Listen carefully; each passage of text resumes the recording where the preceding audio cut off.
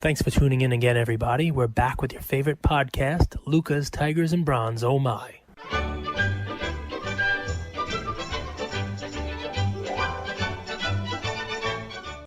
What is up, Luca Nation?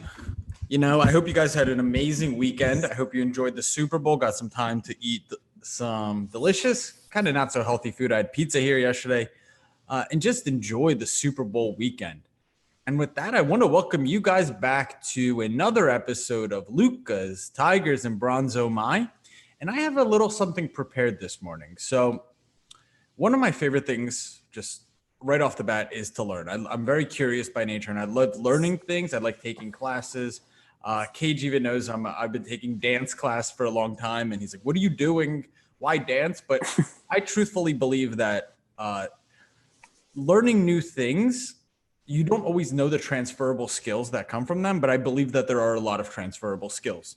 And with that, I'm taking a penny stock trading class right now.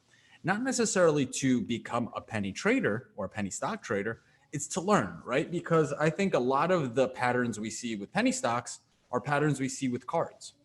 This explains a lot, by the way. Why you telling me I should be buying Bruno Fernando and Chumo Kiki. Yeah, I get it, because you're into the penny stocks now. I'm understanding. Before I get into what I prepared, was Jokic a penny stock in early August? No, not a penny stock. I mean, it depends what you consider cards like penny stocks. I mean, exactly. I guess you can consider it a value stock. Sure, definitely. Penny stocks, I think, are ones that you should go into expecting to lose all your money. And if you happen to hit a home run, then great. But it's one the of way those, that not I for the define faint of heart, the way I define penny stocks are stocks that have a lot of volatility. They have a lot of upside and a lot of downside. But I want to read to people some personal requirements, and I think these are really going to help people. So, discipline, emotional stability, balanced level of self-confidence. Don't get too high, don't get too low. Strong sense of determination, conviction, belief in your strategy, and that comes from preparation. And here are my favorites. Acceptance of being wrong, the ability to accept losses and forget about them. And those last two, I think, are so important. And those are ones that I wanted to share with our community, because if you're trading cards, if you're buying and selling cards, no one here is going to go 100-0. It's just not a reality. And being able to accept when you're wrong, cut your losses quickly, and move on to the next play, I think is a huge, huge value add. And it's something that I've learned a lot from 20 to 30, and I think it's really helped me with that experience. And with that being said, Cage, there's a reason why I brought all that up. Is today's our StarStock episode. Yep. And that's a day trading platform. That's a penny trading platform. Most literally, like, you could get some cards there for pennies. And how important is that when you make a play on a guy that you think is going to be the next big thing, he's going to take off, and then he doesn't. And you're holding and holding and holding, hoping and praying. And, they say hope's not a strategy, right? Yep. How important is that, to cut your losses and move on and find the next, as Darren, our guest from Saturday, says, our next opportunity to chase alpha? So with that, Cage, I wanted to prepare a little something. I could go into more depth about that, but I'm going to do that offline. People could send me a DM and we could talk about it. But I'm really excited. I'm really excited to go through this course and share with you guys some of the things that I'm learning. Nice. Well, the dancing paid off. You just have to have a good dance partner, which is why this thing we got going on works so well. You let me lead. I step on your feet every now and again. But, we roll with it. So I can't wait to see what the penny stock classes bring into the equation here. I think the folks at StarStock would tell you that they're probably more than a penny stock trading kind of thing. I mean, that's definitely part of it. Like any market has a different way of doing stuff, right? But I think they would probably tell you that they want you buying high grade stuff there too. They want you buying graded stuff. They want you grading cards. They want you buying, their StarStock A's and grading with them. I think the platform will evolve into a one-stop shop, right? You if that's what you're into, you'll probably be able to find bargains there. Like, yes, you're right. I mean, day trading is probably the better way of putting it. But they're kissing cousins. They're tied together in a lot of ways, because if you think about it, Gavin Lux, isn't he a penny stock still? You don't know what you're going to get out of him. He could blow up and be huge, but he could also not even crack the starting lineup. So we don't think about it because we're still thinking about it in terms of actually being a penny. But I think what a penny stock really is high risk, high reward. Yeah. Okay. All right. I mean, I get that. So give me an example. Talk me through it in StarStock. Give me an example. It doesn't have to be someone you're buying, whatever it is, but tell me somebody who, or walk through for the folks listening, how they would go about doing it. Right? You don't have to give me a specific example. Is it get on StarStock, compare the prices on there to eBay, do a little research on let's just use baseball, right? Because football's over now, basketball is doing its thing, but do you go on and grab some beat reporters, stocks as white pages, right? There's all kinds of stuff on it, right? So you grab a team. Do you become like I'm going to grab 5 teams? It's the Tampa Bay Rays, the Dodgers, some big market teams, maybe Boston, the Yankees. I find the beat writers. I find the guys who are writing about who's getting an invite to spring training, who has a chance to, make it into the big league roster, who's got a chance to actually make an impact this year. And that's your research, the same way you would with a, let's call it a pharmaceutical stock, a pharmaceutical penny that's got a pipeline of drugs that maybe one of the 10 will pay off. Is that kind of what you're talking about? So it's funny. It's funny in penny stocks. One of the first rules is buy the hype, sell the news. So, but before we do that, one of the things I really liked is build daily or weekly watch lists. So I would create watch lists of players that could potentially be buys, right? Vlad Guerrero, Gavin Lux, guys that haven't had good years in the past, but have a lot of potential in the future, and create a watch list. I think that's a big first step. And second, I would monitor those players' market behavior. What happens to the Gavin Lux market, both on eBay and StarStock, when there's talk of him going to crack the lineup, right? Yep. You could go back in history and watch this too, right? Because some players, the market reacts the moment that news is announced. Other players, the news is announced and it's already baked in. The price of the card doesn't move, right? Right. In other Correct. players, the price of the card moves 2 or 3 days later. So you can pick up on those trends and patterns. So first I would create a watch list of potential prospects, I guess, players that, you would want to invest in. You're looking and you're trying to understand how their cards run and how they work. That would be step number 1. And step number 2 is, I'd follow some beat writers, because let's say that there's potential of Gavin Lux being, and I keep using Gavin Lux, but that's just one example. I don't know his market. Let's say there's potential of him cracking the opening day lineup, right? Well, that's a player you want to get in on early. And as soon as the news is announced that he's cracking the lineup, I would hold for just a few seconds, so to speak, and then sell. I would sell the hype. Buy the hype, sell the news. I apologize. Yeah, I mean, listen, buy the rumor, sell the news. We've talked about this on our show also. And it's part of, it doesn't have to just be for penny stocks, but it's part of, we brought Trevor Bauer, right? We said, there's going to be all these rumors about what team he's going to go to, and buy your cards then and sell it when he signs with the Dodgers. You know what I mean? There's rumors that Tatis is going to sign a huge contract. You buy it now and you sell it when he signs that, huge 11-year, $400 million deal or whatever it may be. And, I would even, you talk about Vlad Guerrero, you're buying the rumor of his weight loss. When he comes out and, he shows that he's, he's healthy, sell it.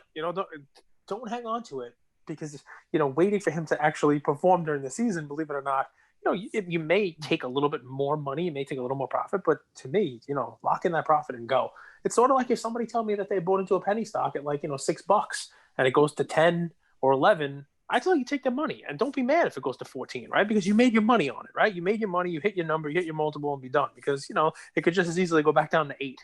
By the way, you have to have some real discipline with penny stock, especially with the volatility. It's not for everyone. It's not for the faint of heart. And I tell you, it's probably not for me, because one of the things that I'm still learning, and I'll probably be learning this the day I climb into my grave, right, is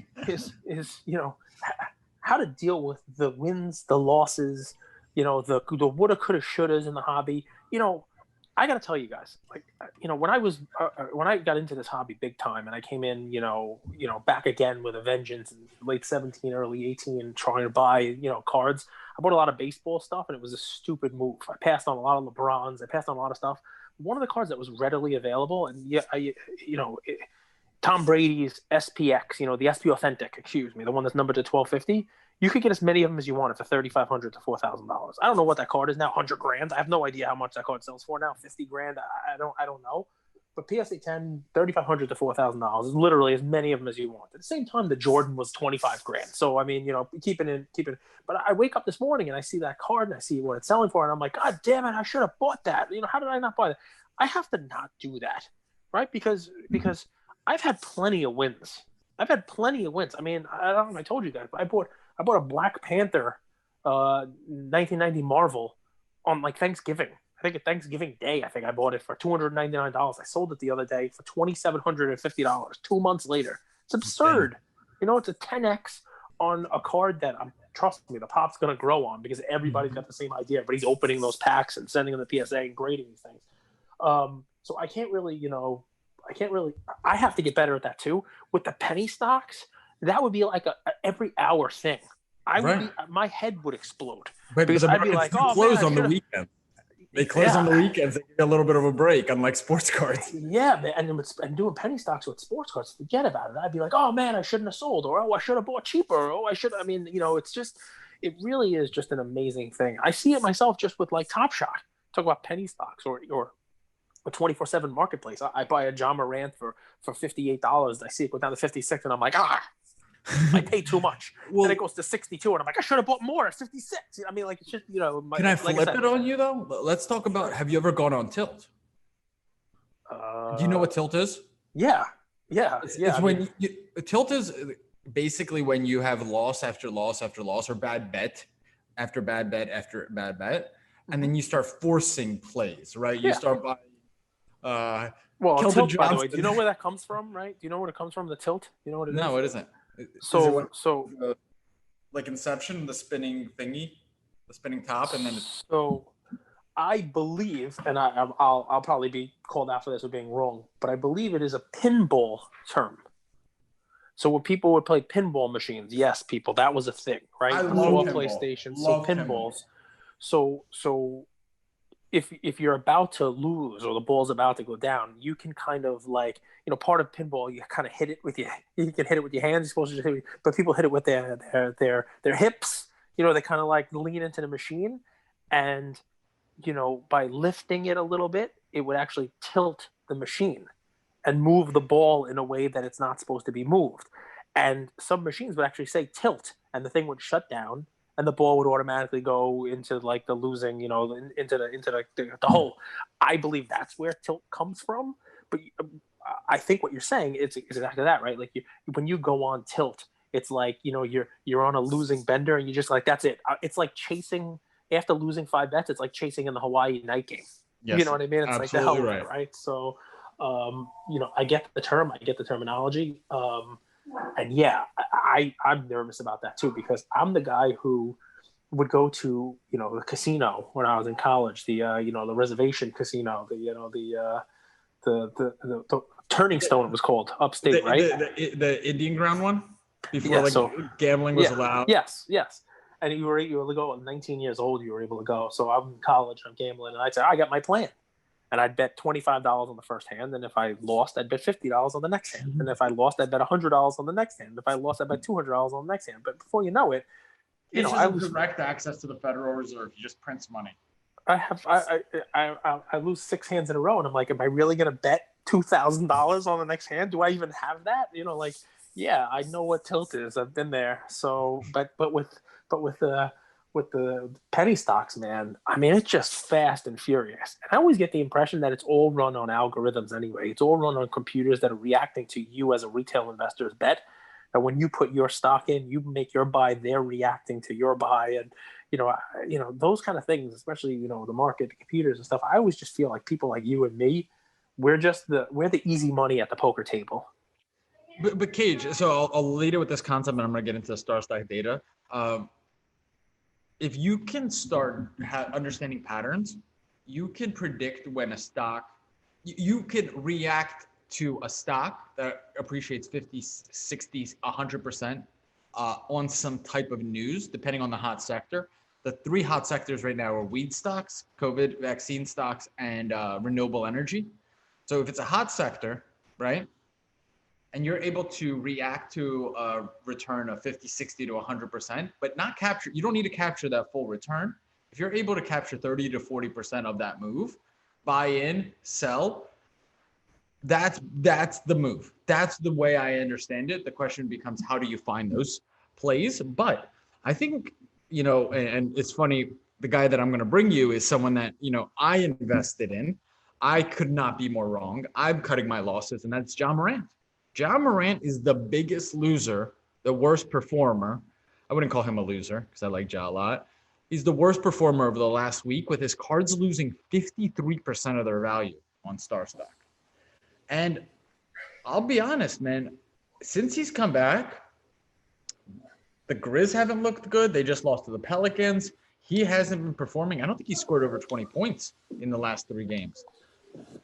What do you make of that? This is your guy, right? I mean, this is your guy. Fine, I'll touch on it. This is your guy. I mean, you've been saying this is the guy. He's got the best team. He's a killer. He's the one who goes out there and he scores. And, he's the one you want to put your money on. You said he's better investment than Zion. You said he's going to be great for years to come. He fills the stat sheet. And, you were happy he came back. And even if they might have rushed him back from injury, you were thrilled because there was some COVID delays. So he was going to come back definitely healthy and everything was going to be good. I even made some Top Shot purchases based on my good partner over here saying, hey, Ja's the way to go. So tell me, I mean, to me, what do I think? I think it's a crowded lineup. I think there's a lot, you saw Trey last year. And to me, what's funny is you get a glimpse into like the hobby mentality, right? And we had an episode a week ago, 2 weeks ago, where you said winning matters. Right? Winning matters. I don't know that it does. Right? I think winning a championship sure matters. Right? I think winning a championship sure matters, especially when you are already at that upper echelon of the hobby. You talk about your LeBrons, Giannis, we've seen taking a step back. But I think that the hobby guys, the people who invest in this, would almost be okay with a guy who has no one on his team and is just killing it, filling the stat sheet, like Trey last year versus Trey this year. No expectations, no nothing. When you get expectations of winning and then, then the guy doesn't fill the stat sheet at all of a sudden, I think that's part of the Ja thing. I think there was a lot of expectation for Ja, and while he's not playing poorly, he's just not playing great. But yes, this is your guy. What do you got? If he was a penny stock, I would argue he's oversold. Okay. He's playing 30 minutes a game, so he's not playing a ton of minutes, which is smart. They're not going to run him into the ground so he's not ready for the playoffs, because they're going to make the playoffs out of the West. And he's not performing poorly. He's just, this shot's not falling. He's a guy that he's not a shooter. He really gets most of his buckets in the paint, and then some games his shot's falling better than others. A Russell Westbrook in an early day comparison is a really strong comparison. And by the way, I think you guys would be curious how well Russell Westbrook's cards would perform in today's day and age if he was averaging triple doubles like he was in his prime during OKC, right? Because Westbrook cards in 2019-20, if he was a rookie, I think they would be doing really well. I think he's actually a bit oversold, Cage. I've watched all their games since he's come back. He hasn't looked good. But at the same time, the Grizz have played some tough teams the last 3 games. So they're on a 3-game losing streak. They lost to the Pelicans. Zion looks impressive right now, and that team is rounding into form a bit. But then the Rockets and the Pacers, those are not 3 easy teams to play. So I think he's a bit oversold. You're on mute. Is it possible that we're talking about like a week-to-week type of thing here? Yes, it is a week-to-week type of thing. You know what I mean? And so I guess what I'm saying here is, last week you were saying, Zion doesn't look so great. He's doing all right, but he doesn't look so great. And Ja looks impressive. This week it's, you see the numbers. Look, Zion is the most sold on StarStock. I mean, by number. And Ja is the most decreased in price. So is a lot of this just that next week we could be talking about the exact opposite? So, and by the way, is there a way to play that? I mean, we talked last week about how Kobe White was down. All right. And I said, hey, I've already made this play twice with StarStock. On the weeks where Kobe White was down, go ahead and buy Kobe White. And the following week, he went up. Last week, he was down. I said, hey, you can go buy Kobe White. Look at that. He's going up. Look at the numbers they gave us from StarStock. Kobe White's on the percent increases. So, I mean, are we really just looking at an overreaction culture here? Is that what we have? I mean, do we have last week we were all high on Ja and down on Zion, and this week we're high on Zion and down on Ja, and next week, I mean, by the way, this is in line with what you're saying. If what you're saying is Ja is oversold because he's a talent, well then guess what? Someone who's oversold, you should buy in because that means people are selling them too cheap, and next week maybe you will have found a bargain. I'm also curious. So like, if we talk about this year's draft class as draft picks cards that we're using, right, for the StarStock market, but Ja and Zion a little bit as well, and Luka, we're using their Prism PSA 10 as sort of a benchmark. And all Prism PSA 10s of modern guys have got crushed. Even Luka's have. Yep. So, I guess I'm curious. I do believe that the modern market is going to find a floor, a level of support, and then kind of trend back up because, well, I'm curious, actually, let me flip that on you, Cage. Are you worried about the modern Prism market at all? No, especially because I just don't think there's that much population coming back from PSA. I think that they've really kind of slowed that spigot down a little bit, and a lot of people graded like crazy, and it's just not there. But we talked about this before. I mean, I think it's just like Ja and Zion are cyclical week to week. I think the cards are cyclical, and if you really, guys, if you're sitting out there with modern cards and you're like, God damn it, I gotta get out of this hobby because my cards are all going down. Just take a step back and take a breath for a second and realize. Just go back a year, right? If you go back exactly a year ago when COVID was starting to be talked about, right? Go back exactly a year ago. Modern took a hit. It did, and a year ago, I think it was February, March, late February, early March. I've said this to you guys a bunch of times, but we get new users, new listeners all the time, right? New folks all the time. So in that run up to COVID, I purchased for $2,500. I got an SGA silver. These are all PSA 10s. 3 cards for $2,500. An SGA silver, a Trey red, and a Luka silver for $2,500. Okay, so take a step now, and what's that worth? They're all down, but are they worth? Is it worth 8x of that? I mean, how much is that Trey? 7,000. How much is that Luka? 7,000. How much is that SGA? $1,000. I mean, what is it? That $2,500 is worth what? $15,000 now on its worst day. It was worth more than that. So first things first. Year over year, from where we were last year, we're already significantly better than where we were. So just for a second. Now, are we as good as where we were in August or September or October, you name it, when the basketball modern was at its height? No. But carry now through the rest of the year. We saw vintage basketball start to go up in March, April, May. Well, we saw soccer go up with Mbappe. We saw Pokemon go up. We saw all these things go up, right? But after modern was down, vintage basketball at that same time was starting to go up, right? They were running in circles. So vintage basketball went up, all right? All the way up through August, all right? And vintage basketball hit its peak. And then what happened after that? Pokemon hit its peak. And what happened after that? Modern basketball started to go back up again. Because people were making their money. They're taking their profit off the table. They thought that was the end of the run for vintage basketball. That was the end of the run for Pokemon. And they started putting their money back in regular modern basketball because the playoffs were ending, the bubble, you name it, the whole deal. So guess what's going on now? Vintage basketball is going crazy again. Okay? People are back in that, Michael Jordan. People are looking for Julius Erving. The Dominique Wilkins cards was $20-something thousand. Hakeem Olajuwon. I mean, you name it. If you have a vintage basketball card right now, it's 5x where it was last year, easy, and that's 5x where it was the year before, right? So you're talking about huge increases on these cards. So what do I think is going to happen next? Exactly the same thing that happened last time. Vintage went up. People took their money out of vintage. People had this extra money, and they turned and they said, all right, well, I just made 5x on this card. I just cashed out all this money on LeBron, or I cashed out all this money on whoever else. I'm going to put that money in. Listen, I'm going to tell you a perfect example, right? So I am a Carmelo Anthony fan. I have a 2003 Topps Chrome Refractor PSA 10 of Carmelo that I paid $300 for it, right? One sold last night for like $6,000. Jesus. Okay, I'm gonna sell that. All right, and when I get my $5,000 or $6,000 from that, you know what I'm gonna do? I'm gonna buy a bunch of Ja, and that's what's gonna buoy the prices. People are taking money off the table that they are getting from these other unexpected areas, and I'm not going to roll it into an expensive vintage card because that doesn't make sense. I'm going to look at where the prices haven't gone up yet, or in some instances where they've gone down. Put on your Warren Buffett hat. So we need to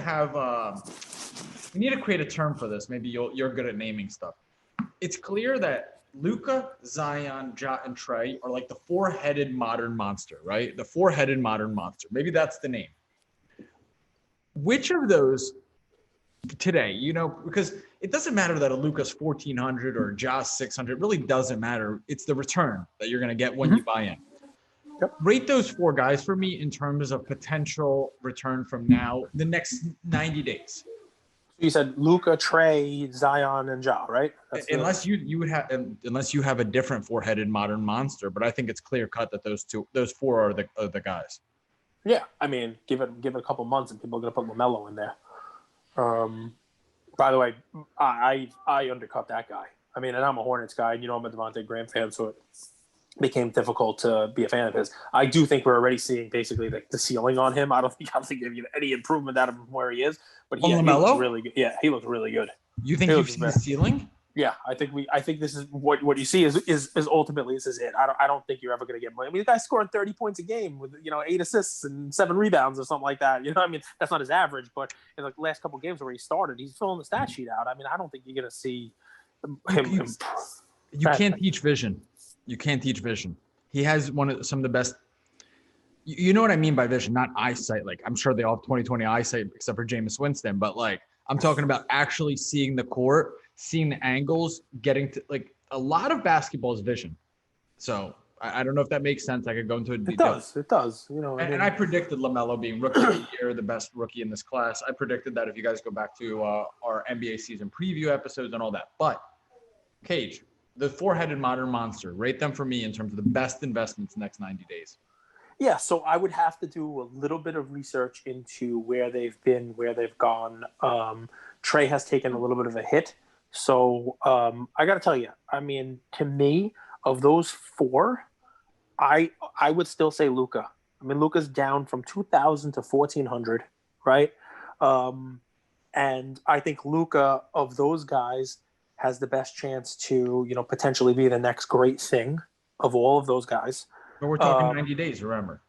So if it's a 90-day turnaround, I'm still going to go with Luka because I think he's got a shot at, making the playoffs. And if I'm selling it in 90 days as they approach the playoffs, all right, I'm taking Trey out of the equation because the Trey's not going to the playoffs, right? I don't think Trey's cards are going to see any kind of an appreciation at all as we approach playoff time. The other three guys have a shot at the playoffs, but I don't think that any of the other two teams have a shot of really making noise in the playoffs. I don't think Luka has a shot of making noise in the playoffs either. But I think as his team heads towards the playoffs, there's going to be, you're talking about buy the hype, sell the news.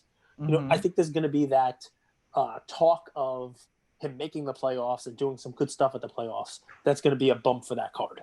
You know what I mean? People are going to look at it and say, all right, this card was $2,000 when he didn't do anything. If he makes the playoffs and actually wins a series, $2,000 seems like a bargain. You know what I mean? So that's the deal on it. Also, I got to tell you, the part of the equation that none of us ever talk about is the potential downside on these things. I think they all have downside. I mean, we've seen already with Trey, and I think there's continued downside on the Trey card just because they will run up so much. There's obviously downside on Zion and Ja, because if they have early exits from the playoffs or don't make the playoffs, their cards will go down. I think that the Trey has already seen the Luka has already seen the maximum downside. Like, I don't see that card going below $1,000. You know what I mean? I don't see it losing, more than, 20% of its value. Whereas the other ones, I could see them taking more of a haircut. Now, obviously, that wasn't what your thought was. Your thought was, which one am I going to invest in to make the most money? But the other side of the equation has to be taken into account also when you're thinking about what to buy. It's what's my downside risk? And I also think Luka has the least downside risk of the four of those guys. Which of their respective? So what's cool about this is, so the East is really interesting. The East is very top heavy: Sixers, Bucks, Nets, Celtics, and then the fight for the 5, 6, 7, and 8 seed is really wide open. So the Hawks at an 11-12 record right now are sitting in 6th place, and they're one game out of 5th place. And more than likely, a 500 team in the East is actually going to get maybe a 5, 6, or 7 seed. However, in the West is much more tightly. The battle for the 6, 7, like the Suns are in 4th place with a 13-9 record. Spurs are in 5th place with a 13-10. Nuggets, believe it or not, are in 6th place with a 12-10. Trailblazers are 12-10. Warriors are 12-11. Kings are 12-11. Houston are 11-11. And then we're going to get to the Grizzlies, who are 9-9. Pelicans 10-12 on a 3-game winning streak, though. And the Mavs are in 14th place in the West with a 10-14 record. So my question actually is, at the trade deadline, which of those teams is going to add, and which team is going to be a buyer, which team is going to be a seller? And I'm curious, do you think the Pelicans are a buyer? Because I think this is a team that could win now with a really interesting piece that if they add to the puzzle. So I'll answer the question. I think the Pelicans might be a buyer. And I actually I had the thing on mute. But I like the Pelicans. I do. But I don't think they're doing anything in the real playoffs. I think you're talking about, are they a buyer? Sure. They don't really need to upgrade their roster. Their roster is just young and not good enough to compete with the top teams. So even if they are a buyer, it doesn't make a difference. The reason why Luka's got a shitty roster, but Luka alone showed you that he could beat a top team by himself, especially in a short series, right? So maybe they're a buyer. Maybe they add somebody. Maybe KP stays healthy enough where they can win a first-round playoff series. I don't see the Pelicans, the Grizzlies, definitely not the Hawks. I don't see them winning a first-round series, no matter what. Because even if they happen to get into the playoffs, they just don't have the horses right now. Now, next year's a different story, right? The top teams get a little older, and they get a little, more mature. These, the Grizzlies and the Pelicans. You know what I mean? They're, I just don't see them. God. If the Pelicans had a guy that comes off the bench that could give them 20 points a game, right? Yep. Which one of the top 3 seeds are they beating? Are they beating? Are they beating a Lakers team? No. I would say they could get into a 4 or 5 seed if they get a score, because of how tightly they're all that close in the West. That's what makes it crazy.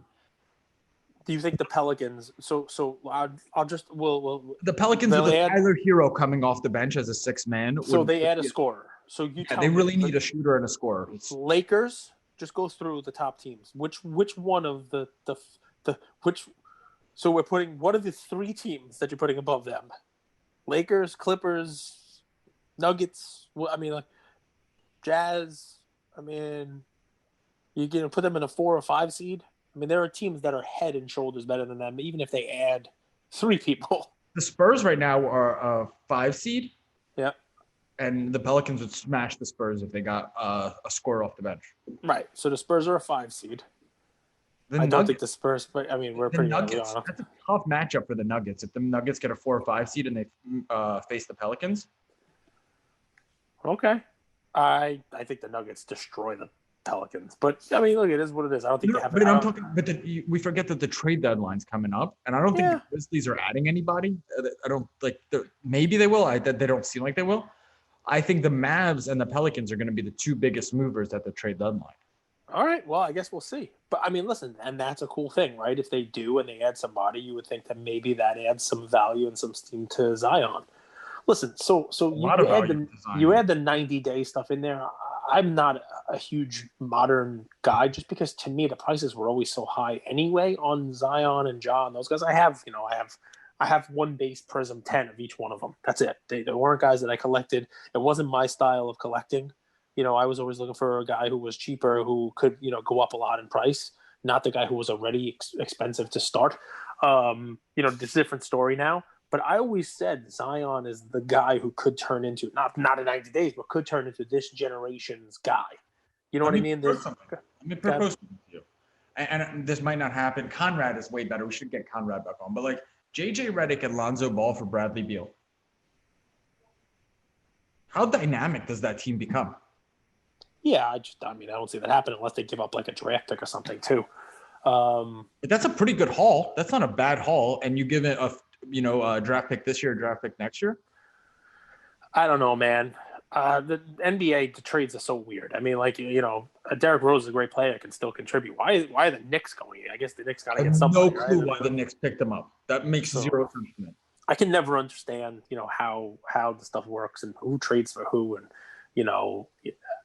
who's a buyer and who's a seller. It's just crazy. But the point that you're trying to make is a valid one, which is you have to look at the team, right? You have to look at, it's not just Zion. Zion's great. He's dunking. He's filling the stat sheet. But if they add a scorer, that, even though Zion's still Zion, that adds to Zion's ability to move into the playoffs, to become a winner, and it'll add value to his cards.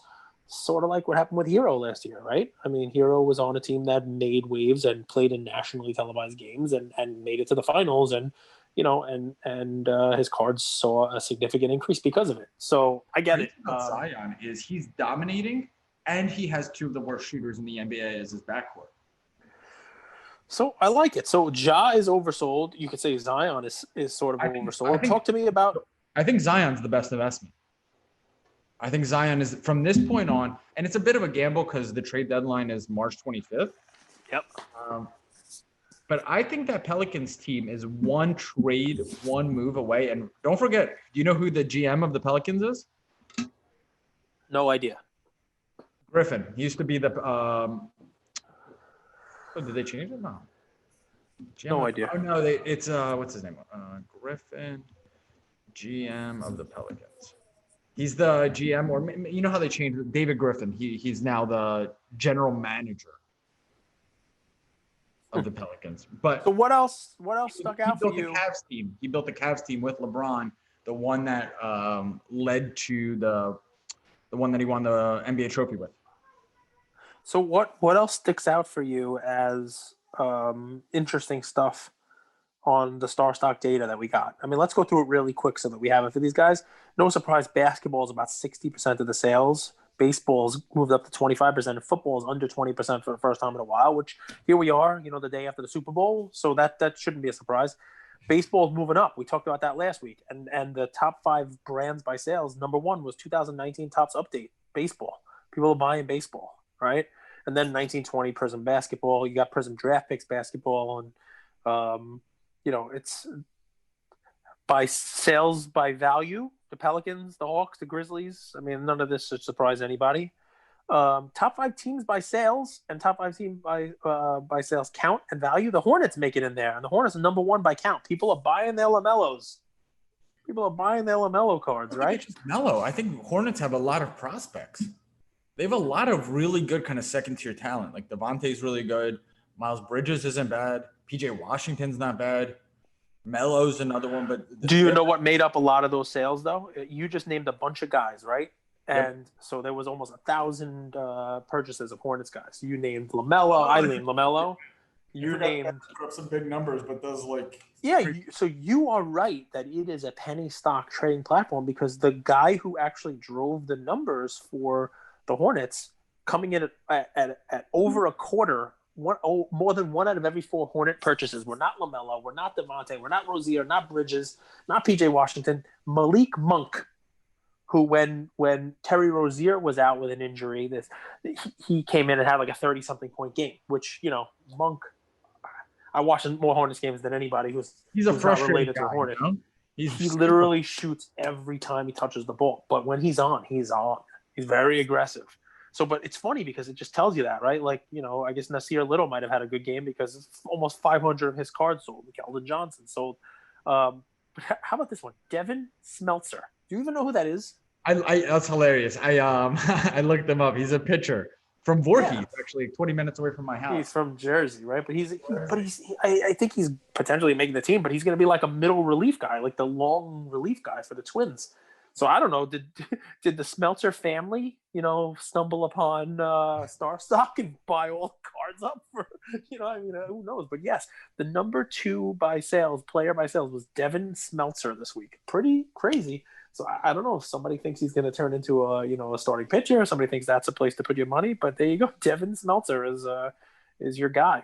And how about the top performer? Who was the top performer in the NBA Emerging 30 Index? I'm glad you went there. I want to talk about those guys. Go. So OG, I think OG's super interesting to me. OG is someone who I think has a ton of potential, but because of it kind of like a clogged up roster, you don't know who's the superstar on that Raptors team, right? Yep. OG Anunoby, 30% increase. I think that's because he had a few good games last week, but then he got injured. So I think he's actually going to be a sell this upcoming week. I want to talk about, I'll skip over Kobe White because to me, he's a non-factor. Kobe White is the best day trade play on this platform. You think so? Yeah, I'm telling you. Literally, you just listen to our episodes, right? 1 week he's down, 1 week he's up. 1 week he's down, 1 week he's up. So I mean, this is a guy. Right now I'd be selling his stuff because his prices are up. Next week we'll probably see Kobe White on the decrease, and then next week you can buy him, and the week after he'll be on the increase. Because that's just the way it's been every week we've done this. I would say something that I want to talk about is, so do you know what happened with Tyler Hero last week? No. They moved him back to his 6-man role. So early on in the season, they tried him at point guard. And that was a big change for him because he's typically like a pure scorer, a Devin Booker type of player. And they moved him into the starting point guard, which is just a different role. That's tough. And he didn't rise to the challenge at all. And then Spoelstra, Butler came back. Why can't I think of his name? Goran Dragic was back from injury. They had a whole slew of people injured. They moved Tyler Hero back to a 6-man role. Now, it begs the question, one, does a 6-man really demand premium prices in the modern card hobby? Two, has there ever been a 6-man as swaggy as Tyler Hero? The answer is yes. And third, what are the long-term prospects for Tyler Hero? Is that temporary? They're going to give him another shot at point guard. I personally think he's a 6-man. I just think that's his style. That's where he's going to fit in for his career. Is the same thing Michael Porter Jr.? Yes, in my opinion. But I think Michael Porter Jr. has more potential. So are you off the Tyler Hero who hype train? You know the answer to that question, but you're trying to make me look like that, okay? I've been off the Tyler Hero hype train for a long time. I gave you guys the buys in early August. I gave you guys the time to sell. I gave you guys the time to resell when Modern hit a high. Because Jamal You Crawford. literally were Tyler Hero's biggest fan. So No, what's I funny wasn't. about this, if you listen to this, like when we started this thing, we're less than 7 months into this podcast, guys. It's amazing how many of you listen to this, and we thank each and every one of you. But when you started this, you would have thought that I was Devontae Graham's brother-in-law, and that you used to date Tyler Hero in college. I mean, that's how we started this off. But guys, We don't it's an important shoot lesson. ladies together. We date. Okay. It's an important lesson, right? It's an important lesson that and like a Seinfeld episode, we bring it all back, right? So Andrew started this off talking about taking a class in penny stocks, taking a class in values, taking a class in and how to prepare for it, right? And how to do your research and how to be nimble and how to move in and out of these things, set targets and you name it, right? So Andrew made his money on Tyler Hero. But what he did was he watched him play. And he watched enough footage. He watched and saw what his ceiling was and watched him in the playoffs. I did the same thing with Devontae Graham. Then I watched the draft. Saw them bring LaMelo Ball in and said, this is a problem. Houston, we have a problem. Charlotte, we have a problem. And I sold all of them. And you sold all of them. And you tell people to sell these things. And I tell people to sell these things. So I guess the fun lesson on this is twofold. One, always do your research. Do your homework, right? I wish when I was in school, someone told me that my homework was going to be watch basketball games. But it really is for what you're doing now. It's watch the plays, watch the players, watch what their ceilings are. And what Andrew's telling you on this one is he thinks Tyler Hero is a 6-man, a good 6-man. But 6 men are usually not cardboard relevant. Just ask Lou Williams, right? Nope. So only 2.5 men are cardboard relevant. But the second part of it is don't get emotionally attached to this stuff, right? You mentioned this, right? So yeah, it's nice that I could take a picture of my 473 Devontae Graham cards that I bought for whatever I bought for him. But there is a point where if you do the math and you see what the ceiling is and you see what they're selling for, you have to get out of those cards. You have to get out of that investment. You take your money and you move it into something that's a better spot for your money, that's going to make better money for you. And I think what you're saying is, hey, guys, I'm ringing the bell for the 3rd time. I told you when to sell Hero. I told you the 2nd time when to sell Hero. Mm-hmm. Here's a 3rd time. If you're still holding them, get out. Remember my plays for Tyler Hero, too. It was the raw Tyler Hero. Yep. Not the great one. the Silver Prism PSA 10, and the Hoops Ungraded. Those were my 3 main Tyler Hero plays. And what's interesting about that is the raw card went from 20 to 60, but actually the Prism PSA 10, just the base, went from like 200 to like 350. So the return wasn't even that great. And then the Silver is actually the one that shot up crazy. That one went 400 to 1600. Yep. So there is a little bit of learning the different vehicles that are associated with a player, right? Because it's not just one Tyler Hero card. There's the ungraded, graded version. I still have some raw Tyler Hero at PSA that is on a 20-day that it is what it is. But I did make some good money on Tyler Hero. I really did. And I would say the train ride's done. There's other players that I would ride. See, you're bringing on yourself, man. Well, we just want to make the Luka Nation laugh. So I could. I will say, what surprised me is a lot of Carson Edwards sales because Boston's beat up. Yep. Jaylen Brown's been injured. You know they call Kemba Walker Cardiac Kemba on Twitter because he just runs around the court. Yeah, well, I'm pretty sure that's what they. That might even go back to his days at UConn. You know, where it was like last minute shots. It was always like him, cardiac, you know, like he'd give you a heart attack, right? Like, you know, he's going to take the last second shot. Also, speaking of UConn and speaking of sports, I was listening to yesterday's episode when I was talking to, or 2 days ago's episode, when I was talking to Darren, and I talked about how I got into Ewing. And I think I said, I watched Ewing at Villanova. I watched Ewing play Villanova, not Ewing at. Ewing is obviously a Georgetown guy. So no one called me out on it, but I have to let the record, you know, be corrected there.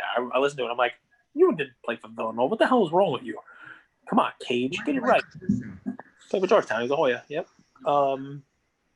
But, yeah, so, listen, I love it. Anything else crazy on the StarStock? I mean, listen, we told you guys last week that they've increased their, you know, their folks. I'll be honest with you. I mean, you know, they did send an email out that said it's going to take 6 to 8 weeks to get some stuff in. I will keep you all posted. The last thing that I sent in was received by them on January 6th, and it has not been scanned in yet. So what does that put us? Right about a month. So I'm hoping that in the next week, 2 weeks, 3 weeks, you know, pursuant to their own, you know, timing guidelines, they were not fast pass stuff. They were not stuff, you know, there were a bunch of varied stuff that I just had kind of in the basement. Also, don't go by me. I sent in, it was like a package of like 800 cards. So it's going to take a little while for them to scan those in. So, you know, don't hold mine as the one that's out there. But I'll keep you guys posted, and I'll let you know what kind of grades they get on them as well. So we got that out there. Let me ask. And also, somebody listened to our StarStock episode last week and put a $15 offer in on my Marcus Mariota PSA 10 orange refractor. That's worth like $60 on eBay, and someone put the $15 in. They sent me a message. They showed me a picture, and they said, "Hey, I put my Luka Nation in. I put my $5 of Luka Nation in. I got my $10 of Luka Nation credit. Here's the $15 offer," and I accepted it. So somebody for $5 deposit got Marcus Mariota rookie orange refractor PSA 10 on StarStock. Congratulations. By the way, I got 2 more of them. I got a chrome refractor and I got a purple refractor. Marcus Mariota PSA 10. You would have a purple refractor. Send me an offer.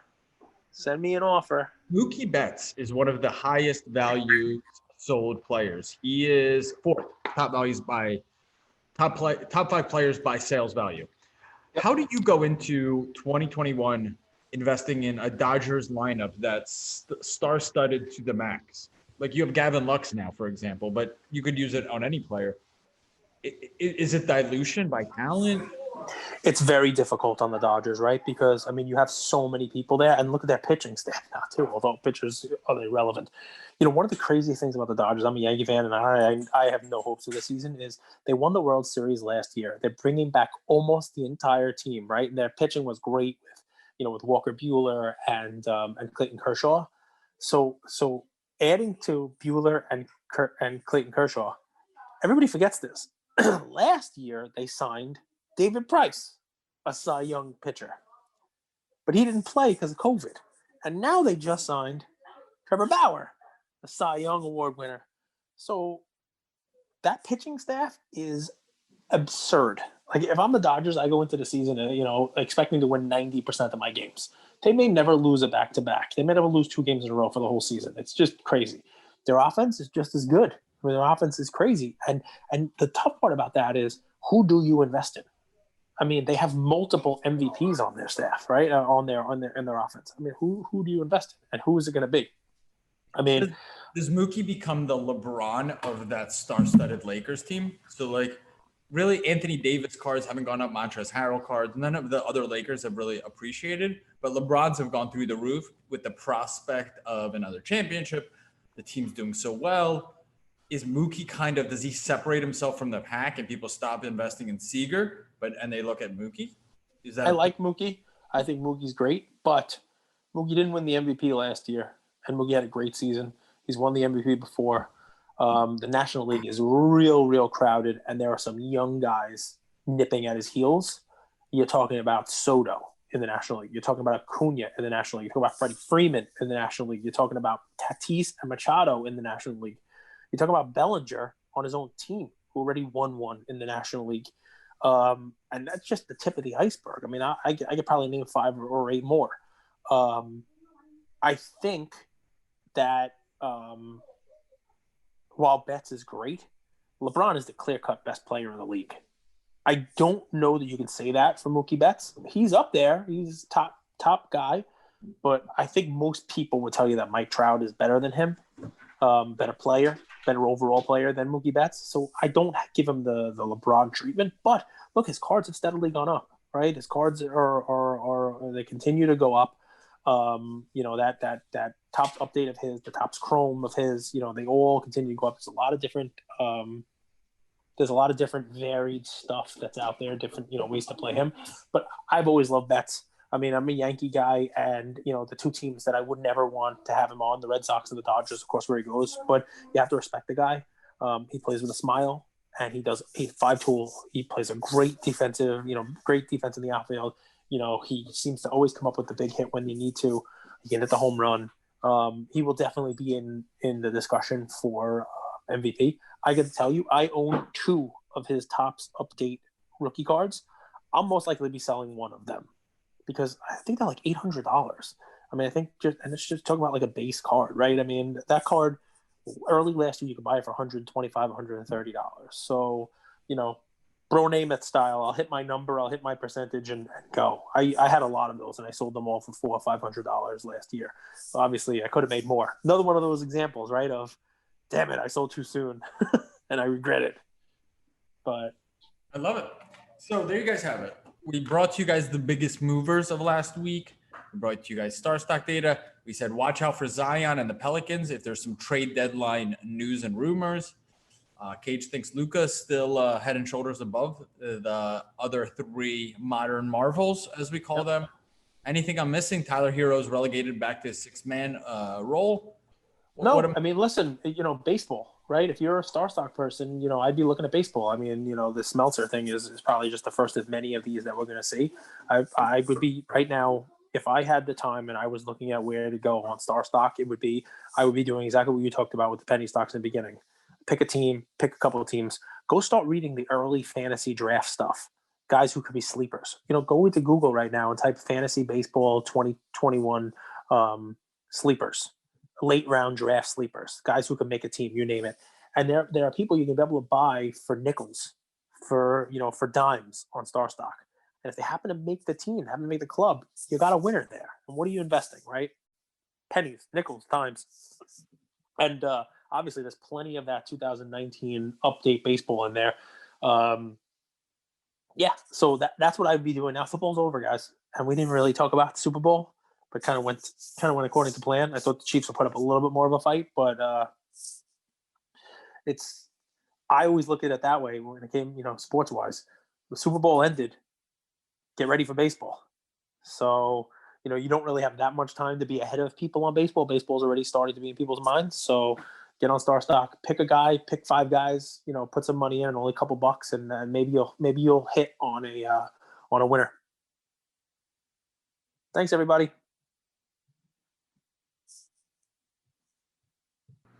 Thank you for spending some time with us on another episode of the Lucas, Tigers, and Bronze Oh My podcast. Do us a favor and like, subscribe. You know what? Don't just like and subscribe. Everybody does that. If you like us, tell your friends, tell your neighbors, tell your enemies, tell everybody. And we hope you got something from spending some time with us today, and we'll see you next time. Thank you.